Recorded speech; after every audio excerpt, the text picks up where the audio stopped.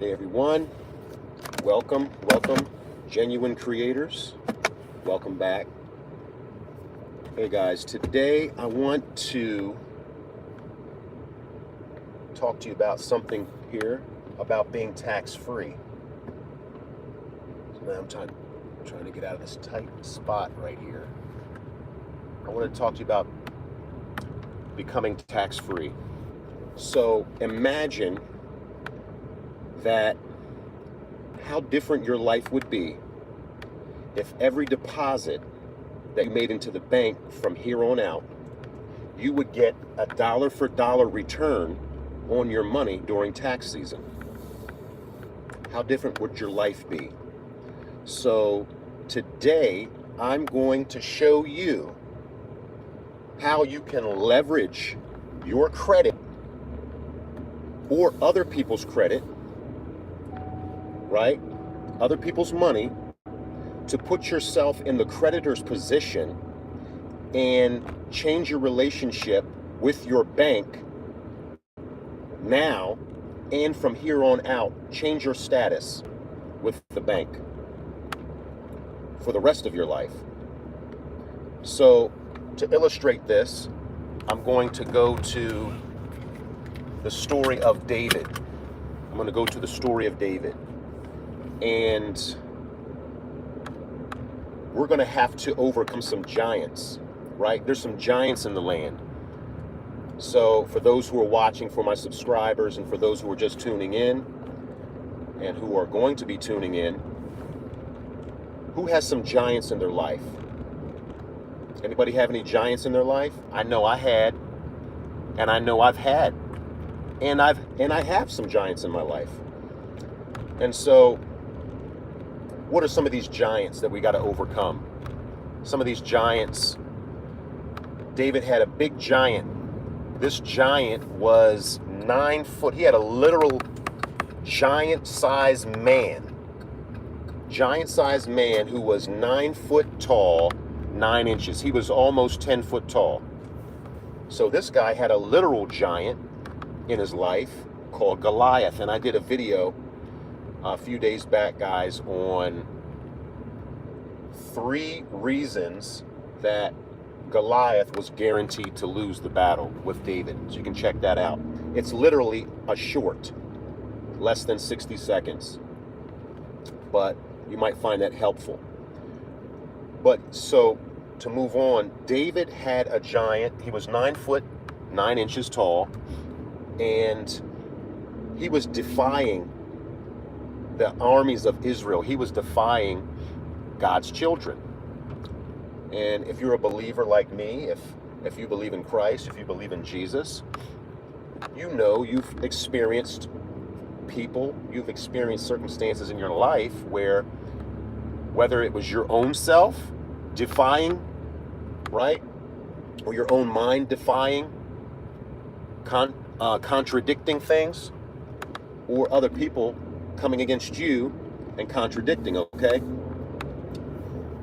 We've experienced giants in our life.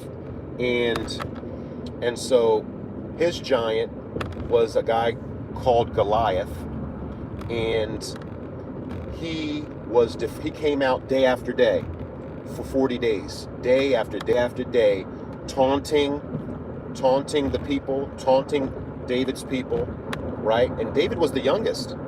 David was the youngest of his brothers, right? He had some sense. He had some good sense. And not only did he have good spiritual and mental sense, he would soon here show that he would have some literal money sense, if you will, soon after, right? Soon after he would defeat his giant. So you have Goliath coming after, or coming out, and defying the people of God, defying the children of God, defying David's brothers, right? Day after day, day after day. And so he's coming out, and he's looking for someone to fight. You know, Goliath is looking for someone to fight, but he doesn't know who he's messing with. He's looking for someone to fight, but he doesn't realize that those that he's messing with actually have a covenant with God. And so one of the things that he doesn't know is that those who defy and curse the children of God become cursed themselves. So there's more on that on my other video. But I want to say this: are you motivated? Are you motivated, right? And what motivates you? What is motivating you? What is the key factor in your life right now that is driving you? Is it to pay the bills? Is it, to go on that dream vacation? Is it to set your family up and set your posterity up, give them inheritance after you leave this earth, right? Is that one of your motivating factors? I know what my motivating factor is. And my motivating factor comes from Proverbs, where it talks of a good man leaving an inheritance to his children's children. But the wealth of the sinner is laid up for the righteous. And so I found a remedy for how I can leave an inheritance, leave a greater inheritance to my children's children, and operate in something now that I can benefit from, right? That my family can benefit from while we're living, as well as when it's time to go. And so I wanted to mention 3 motivating factors. What's your motivating factor? There's 3 motivating factors that David had to defeat Goliath. 3 motivating factors. Have you ever heard of them? The first one was, first of all, David was a shepherd. So I wasn't going to mention this, but David was a shepherd. And for those who don't know the story, David was a shepherd of the family business, right? Or he had family business, and they kept the sheep, right? So I'm sure he probably had some, making clothes, from clothes making to milk providing and cheese and all these things, right? And so one day, a bear and a lion, I don't know if it was on the same day, but he delivered his sheep from a bear and a lion. And so what was his motivating factor for risking his life to go and deliver and rescue the sheep out of a bear's mouth? What would be the motivating factor to do that as a young person? What would be his motivating factor? And so what I see him being one great motivating factor would be, he wants to obviously keep as many sheep as he can protected, right? So he's a good example, and he wants to do what's in the best interest of his sheep, right? But also the family business, also for his family. So he wants to do what's in the very best interest of his family, right? And of the business. So he's going to go out and risk his life and go save those sheep, right? Out of a wild animal's mouth, right? So he's a real good example of a trustee, because if you've heard any of my videos before this, you've heard me talk about being a trustee. So a trustee does what's in the best interest of the beneficiaries, right? And so his family would be the beneficiaries, right? Or would be hindered by the fact that a bear or a lion came and ate up their sheep, ate up their livelihood, right? So he's going out as a trustee. I have the trustee in mind to go and do what's in the best interest of his family and his livelihood, and he's going to save that sheep no matter what. So, but to come back to the 3 motivating factors specifically that the Bible mentions, right, is that number 1, he's going to be greatly enriched. He's going to be greatly enriched by the king. Saul is the king at the time, and so Saul says, and Saul lets the people know that hey, whoever defeats this giant is going to be greatly enriched. So he's got the reward on his mind of monetary reward, silver, gold, whatever it was. He was going to be greatly enriched, right? That's number one. Number two, he was going to be given the daughter of the king. So he's got a family motivating him. He's going to get a family, right? He defeats that giant. He's getting a family, right? Number three, his family's going to be tax-free. Imagine that. That's in the Bible. His family is going to be tax-free. You defeat this giant, right? You get rid of this uncircumcised Philistine. You're going to be free. You are going to be tax-free. You're going to be greatly enriched, and you're going to get a wife. So that was the three motivating factors that we know specifically of, that's found in the Bible about David. All right, and so there's another thing that I wanted to mention. So he was highly motivated. We talked about, are you motivated? Am I motivated? Right? Are you highly motivated today? Because he had some things. He had some things that he wanted to do, and I'm sure you have some things that you want to do. You have some dreams that you want to see come to fruition in your lifetime, right? I know I do. And so my question is, do you desire to leave a legacy? I desire to leave a legacy for my family after I'm gone here. And so these are the types of people that were drawn to David. And he had folks that were, he had a crew of about 400 people that were drawn to him later on. And they were folks that were in distress. So is anybody in distress today? Is anybody feeling some distress about some things that are coming up in life, whether it's a project, whether it's bills, whether it's debt that's owed? Anybody in distress? Anybody not calm? But the other question is, do you want to be calm? Because what we're talking about here will create a state of calmness for you. Okay, so he had three types of folks that came to him: people that were in distress and people that were in debt. So there were folks that owed money. They had obligations that they had to take care of. And one of them was they owed creditors. They owed people money, right? And a lot of us are there, and if you're in business, you're there, but you're actually using your credit, and you're using that debt for a good thing, right? For a positive thing. And so the third thing is David had folks that followed him that were discontented. Anybody discontented today? Anybody been in a discontented place in their life? What's discontented? That's a feeling of dissatisfaction. So I know I've been dissatisfied in my life. So have you been dissatisfied in your life? I'm sure you have. At a place of unhappiness. Unhappiness, why?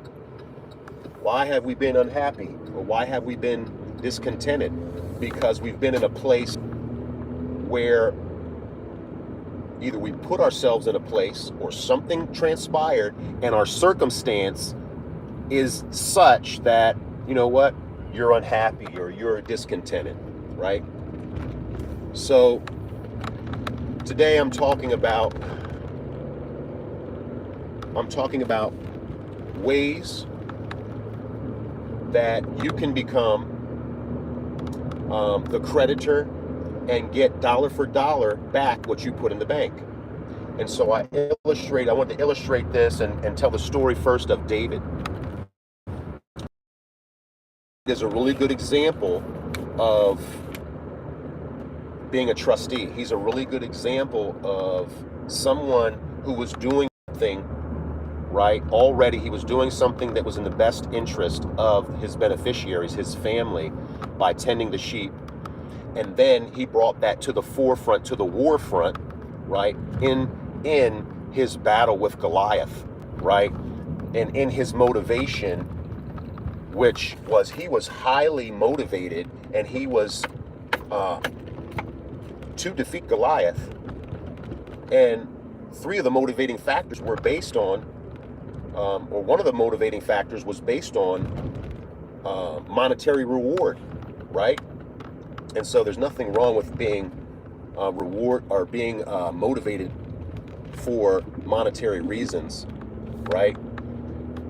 You would be lying, and I would be lying if you said that you didn't go to work, you're not getting up this next upcoming week to go to that job, to that employer for money, to be able to pay your bills, or to be able to, do better than paying your bills, to overpay, right? As far as overpaying, mean to pay your stuff on time and pay your obligations on time, and even in the case of like a mortgage, being able to pay ahead of time, right? And knock off the interest, or knock off the length of time that you have to pay that. So we would be lying to ourselves if we said that, oh, we're not motivated by money. Let's not trick ourselves. Let's not be in a fantasy land in a fantasy world that we're not doing things motivated by the reward of money, right? Let's not forget that God did put the gold in the land, right, in Genesis, and the gold in that land was good, right? And that's in Genesis. But so guys, my next thing that I wanted to share with you today before I get going here is how do you become the creditor? Because all of your life and all of my life, all we knew was being in debt, right? Being in debt how? Being in debt to whatever, the light bill, the gas bill, the mortgage bill, the car note. Being in the place of a debtor, right? Being underneath, being below, if you will, always owing someone something, when the Bible actually says to owe no man nothing but to love, right? So how do you flip the script and change places? If you've seen any of my other videos, guys, you already know. So this would be for those who are just tuning in, for those who are new. How do you flip the script and become the creditor instead of the debtor? And I haven't talked a lot on this, but since we were born, we were put in a debtor's position, even with our birth certificate. And so with that being a fictitious person, or a product, if you will, of the state, a state agency, the birth certificate is a state agency even. And so what happens there is that the birth certificate and our all caps name becomes like a corporation. And a corporation is a dead entity, really. It's a dead person, really, even with the word starting off as corpse, right? That's a dead entity. And so we have in essence been made a fictitious person, or a straw man who is in debt, right? And where the government and powers to be actually make money off of our social security number. And so if you're new to that, you definitely need to get schooled and educated on that, because if you know nothing about the birth certificate and your social security number, and you think it's just a way for them to keep track of how much money you owe, that's we need to have another discussion for another day, another time. But one place that we do get further into that topic, actually, that I just touched upon, is at the Financial IQ Challenge. And if you're new to the channel, you can go to the Financial IQ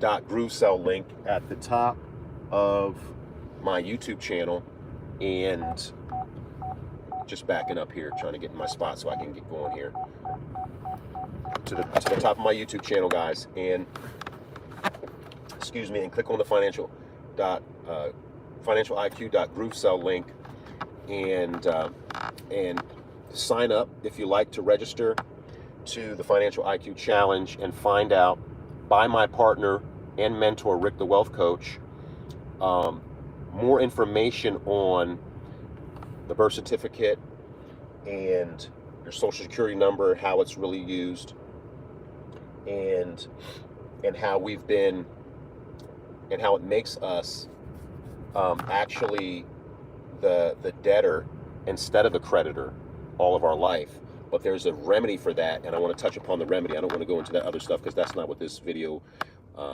was about today, and that's not what I wanted to talk to you guys about today. So what is the remedy?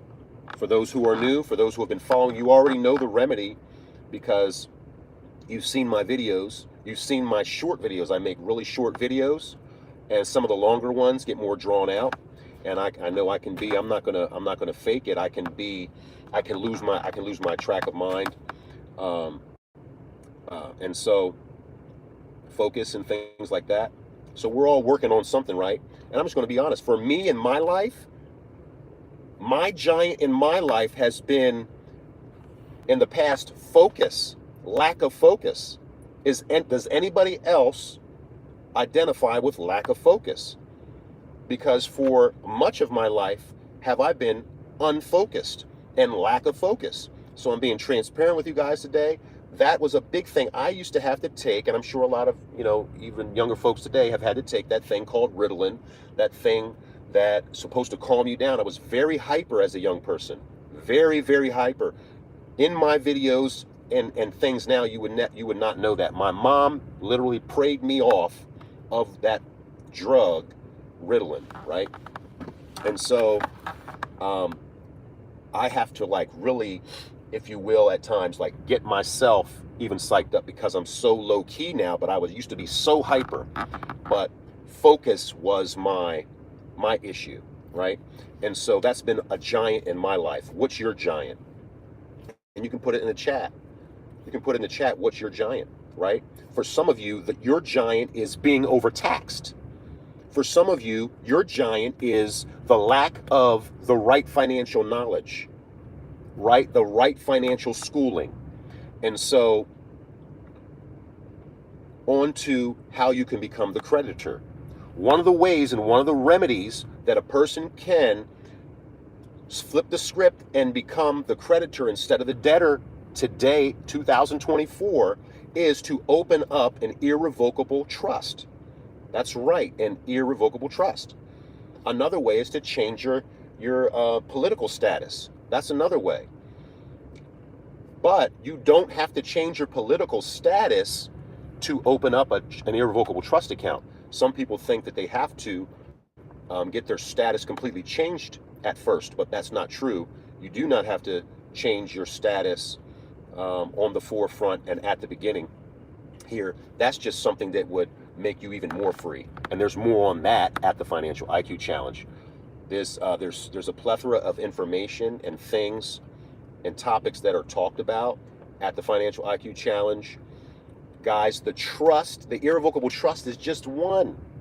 That's just one. That is just one remedy, and it's just one thing, and it's just one topic that we talk about, and that you're able to come to the table and sit with others who are already operating from an irrevocable trust account, right? They're already operating in it. And there are also others, obviously, that come into the Financial IQ Challenge. It's a 5-day challenge where you learn things about the fraudulent activity of the government. You learn things on trust, irrevocable trust. You learn Bible principles. You learn many different things. I didn't list out a bunch of things. I've taken some notes here about what I want to share with you guys, but I did not list out all the things. There's so many different things, right? And if you've seen any of my postings since March, at least since March, and the plethora amount of times that I've posted my takeaway on the Financial IQ Challenge that I attended, right? And that I was a part of. So all the way up, back, I should say, to March, I believe it was, of the Financial IQ Challenge, and there's a Financial IQ Challenge every month. And so you've seen the different postings that I've posted, and I post on Facebook, I post on Instagram, and then I have also on LinkedIn as well, and on YouTube, on my YouTube channel, guys. So you can look me up, Jerrell the Genuine Assets Creator. And so you'll see there of all the takeaways that I put out there and that I share with you guys, to give you just a bit. The things that I share there, those like, usually when I share, it's about a minute to 5 minutes. It's usually about a minute to 5 minutes that I do my financial IQ takeaway. And I come out of the challenge, and it's usually directly out of the challenge that I share, hey guys, this was one of the things that I learned today, or this was one of my takeaways from the Financial IQ Challenge. And I also wanted to say, guys, that there are lots of comments on different things about trust, and can you go back? I know one of the comments that I just read was somebody filled out like a Form 56 or something like that. I personally never heard of a Form 56, but they said that they filled out a Form 56 and to claim their Social Security, in essence, what they're saying is to be the rightful heir or the rightful trustee of their Social Security number. I don't know about the Form 56. I just want to be open and upfront about that, guys. I don't know about the Form 56. I only know about the forms that I know about, and the forms that I'll be using. All right. So, you have to do your due diligence on any of these things that you're attempting to do and to file. And I wanted to share this disclaimer as well to you guys.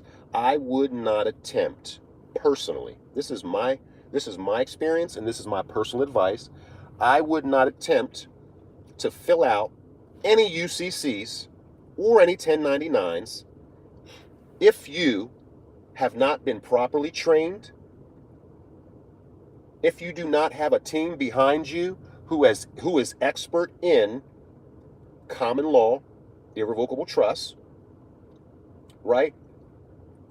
And who don't already have a trust themselves. I would not attempt to do this.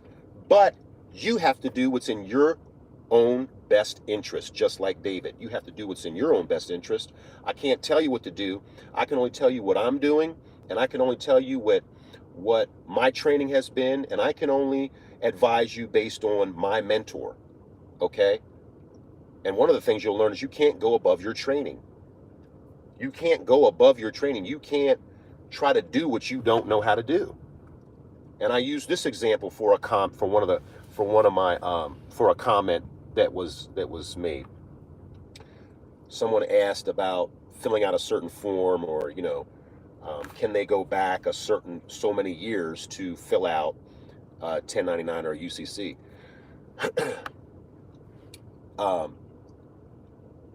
I wouldn't attempt to do that, because for one, if you don't have an irrevocable trust, there's no reason and there's no history for you to go back to, because you can't claim anything prior than your current status, your current situation. You can't go back. Now, if you had an irrevocable trust and it was tax-free 3 years ago, then of course you can go 3 years back and claim those deposits from your irrevocable trust account.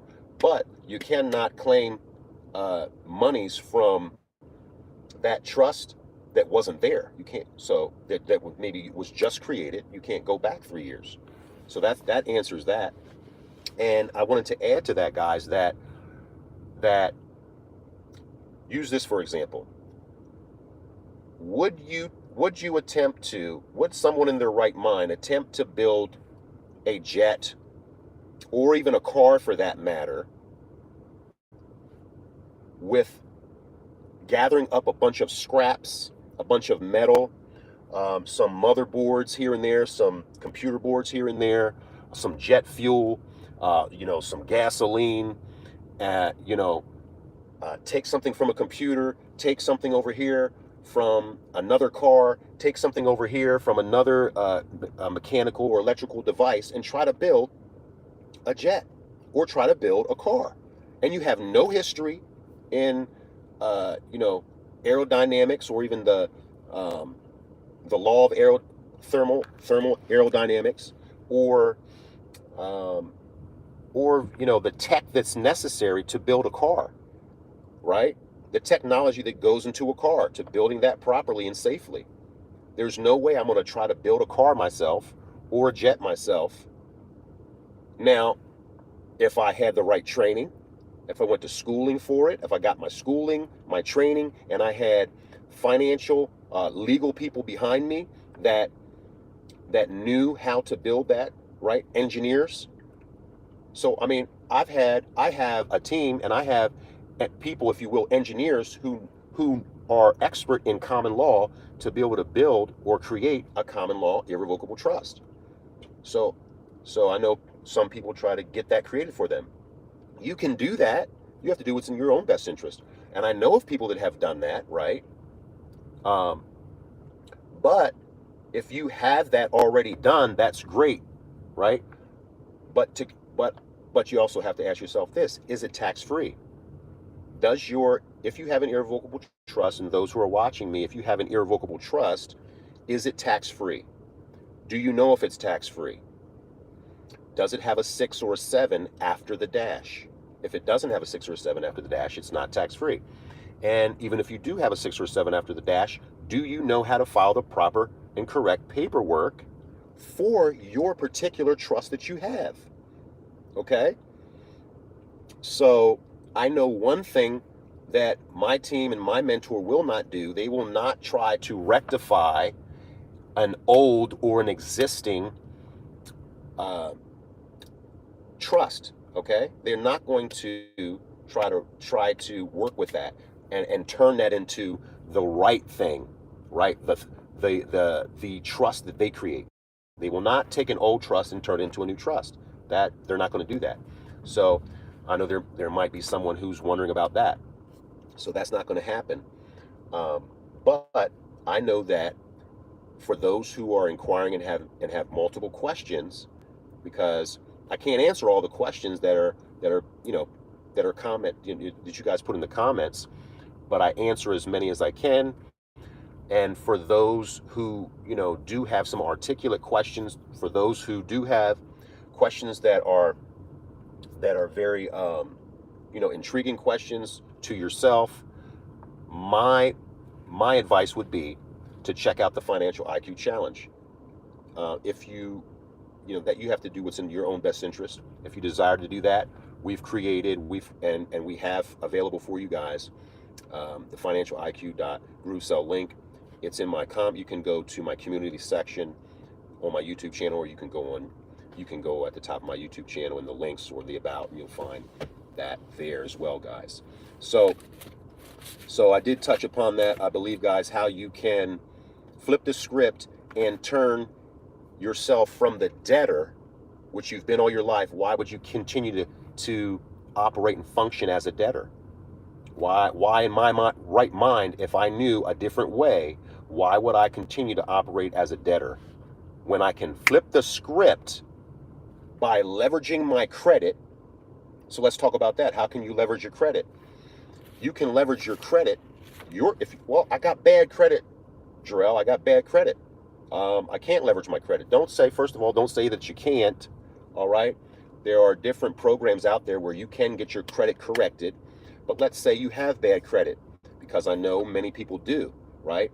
So what do you want to do? You got bad credit, no problem. Go to a family member, leverage their credit, leverage the credit of husband or wife who has good credit, right?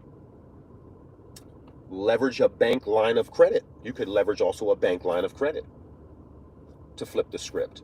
You can leverage business credit. You can leverage an IRA or a Roth IRA or another form of retirement that you might have set up, right? That you can repay on the back end, right? So why leverage credit? Why am I talking about credit? Jerrell, why would I want to leverage my credit to flip the script and become a creditor? Because as in anything that's worthwhile, there is a price to pay for becoming the creditor. There's a price to pay, right? David had to pay a price. And you already heard that one of the three highly motivating factors, right, for him was his family's going to be tax-free. And so what did he have to do? He had to face that giant, Goliath, right, and defeat him. And I'll let you go ahead and read the story if you haven't already. And if you know the story, great. If you don't know the story, go in there. Go into 1 Samuel. Go into 1 Samuel, because I believe that the story is in a couple different books. I believe it's in 1 Samuel, and I think it's also in Kings as well. Where you can go in there, 1 Samuel 22, you'll find the three factors that I talked about: the distress, the debt, and the discontent. You'll find that there. But I believe it's before 22, 1 Samuel 22. Couple chapters or so before that, where you will find the three highly motivating factors that David had for, knowing that he was going to get a reward if he defeats Goliath. So why would you want to leverage your credit? Because you're going to have to pay something, right? You're going to have to pay something to get an irrevocable trust created. There's going to be a price, right? Just like you want to go out and get a car, there's going to be a price for that car. So unless you inherited an irrevocable trust, then you're going to have to be able to leverage your credit. And if you don't want to leverage credit, then you can leverage money that you already have. But personally, I'm not a financial advisor, but I would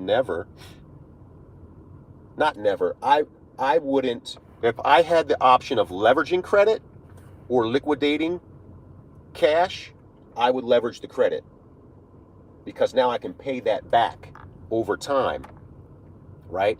I can pay that back over time, and now, and I didn't have to liquidate the cash that I had setting over wherever you have cash, your cash accumulated at. So that's one of the ways, guys. One of the ways you want to defeat this giant of being overtaxed, because we all are. You want to defeat this giant of not having the right financial knowledge, right? Defeat this giant. Know what your motivating factors are, right? My motivating factors, I want to leave an inheritance to my children's children. I want to leave an inheritance. I want my children educated, not in the educational system, educated biblically, educated financially, right? In this real world that we're living in, how to be able to be fruitful and multiply my money, right? Multiply what I already have. Not to keep it at the same level, but multiply it, right? So that's one of my, some of my motivating factors, as well as to be able to take advantage of it today in my day and age. It's okay to desire things, right? It's okay to want things. It's okay to want something of value and of quality for you and your family, for me and my family, right? I don't want to get into that. So we all have our motivating factors, and you know what yours are. Yours is, and I know what mine is, all right?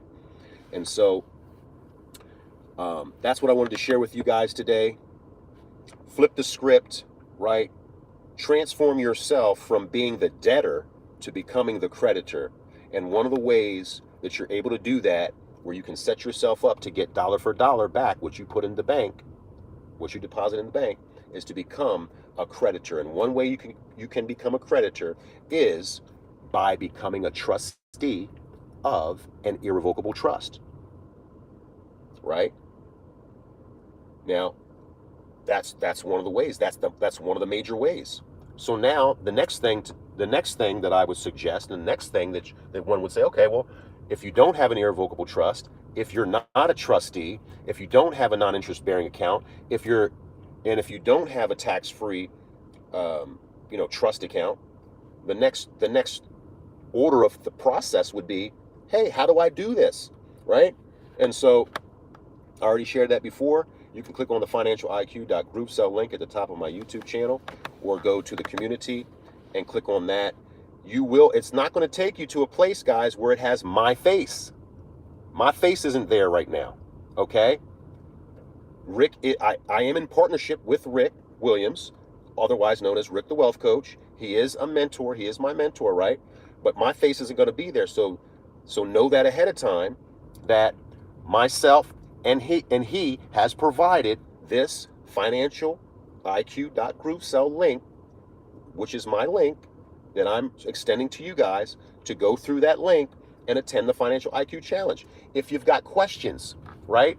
If you're optimistic or pessimistic, whatever istics you are, right?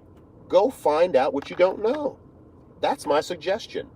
I'm going to go find out what I don't know. I tell you what, when I had this in my heart and I had this in my mind, and I was praying and searching and wondering, how, God, can I leave an inheritance to my children's children? Like Proverbs talks about. How can I do that? Not only do I have a business, yes, we have a business, but what if the family doesn't want to go in the family direction of the business, right? When I pass, right? What if they don't want to be involved in the business? Okay, there is that possibility, but I want to be able to pass something down that is legal and lasting and lawful, right? And trusts and irrevocable trusts are nothing new. They're nothing new, guys. It's just new to you if you haven't heard of it before, right? But I believe it was Patrick Henry was one of the first individuals who had a trust created for him on American soil. Patrick Henry, right? He was one of the first ones. And beside that, I've done some research back to the 1600s, but there's evidence beyond that, where there were Roman soldiers or people in Rome, I believe, that had developed or created trust between themselves, between other soldiers, in case they would die. They had another soldier promise to them that they would take care of their family, that their things, that their goods and their wives and things like that would be taken care of, and wouldn't be without when they left. And so they developed trust back then. But that's what I had to share for you guys today. Want to make sure I didn't miss anything for how you can become the creditor instead of the debtor, and flip the script, guys. And that's one of the main ways that I found, right, that as I was praying and I was wondering and I was seeking, what can I do to that when it's my time to go and meet Jesus Christ in the air, when it's my time to go and he comes in the clouds, when it's my time to go and my body goes in the dirt, what can I leave? And how, and not only what can I leave, right? I want to be able to leave assets. You want to be able to leave monies. You want to be able to leave whatever it is, silver and gold, houses, horses, lands, vehicles, whatever. Put my family and set my family up to be in a better place, right?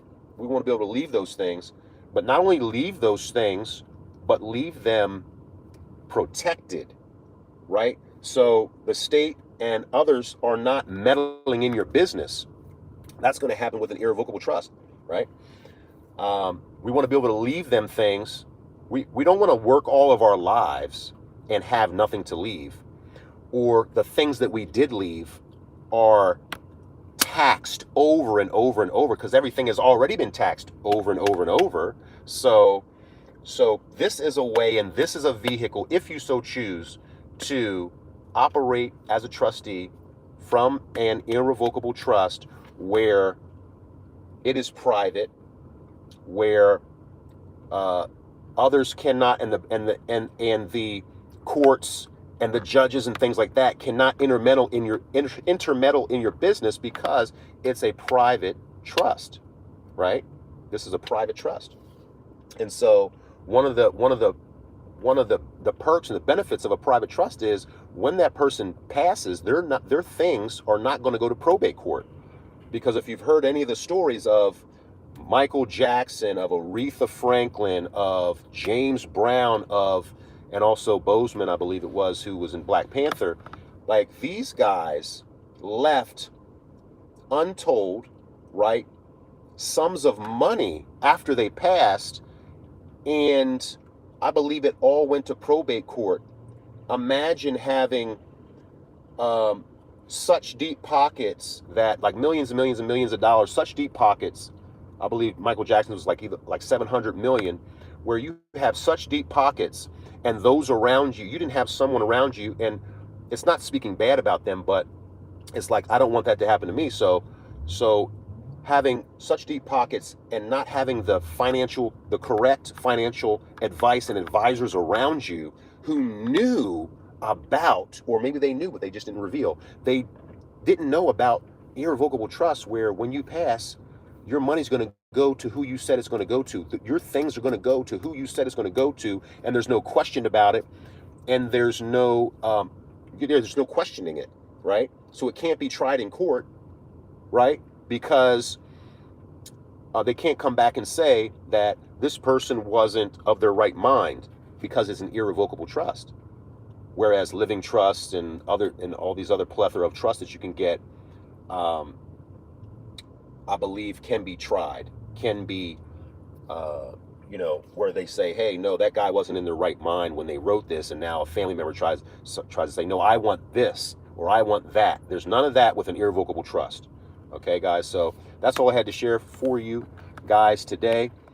And until next time, be blessed and make it a habit. Genuine Assets.